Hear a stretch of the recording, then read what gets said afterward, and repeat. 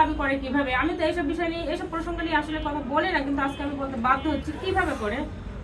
সেটা পাবলিক দেখলেই বুঝে ও যে ভার্জেন না কি, সেটা পাবলিক দেখলেই বুঝে। ওর সিঙ্গারা যে বড় বড় মানুষ এমনিই বুঝে।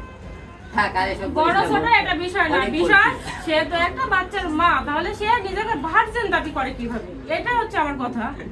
তার বডি ফিগার কি এবং সে যে আলমের দেখতে কাছে চায় না। বাচ্চার মা, আমাদের অবস্থাটা দেখেন আর ওর অবস্থাটা আপনারা দেখেন, এটা মানুষটাই বাচ্চার বুঝে। মা হয়ে আপনার সঙ্গে একটা প্রতারণা করলো, মানে আসলে এটা তো তার একটা প্ল্যান ছিল, একটা ফাঁদ ছিল, ঠিক আছে?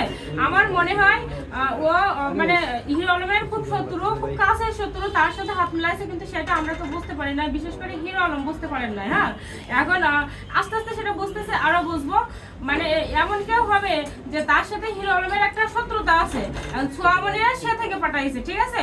পাঠানোর পরে মানে সে একটা ফাঁদ পেতে রাখছিল আর কি, হিরো আলম বুঝে উঠতে পারেন নাই, মানে তার তো জাল পাচ্ছে যাতে মায়া। এখানে মাস্টার তার তো মায়া কাজ করে, ঠিক আছে? কেউ যদি তার সামনে এসে কান্না করে বা দুইটা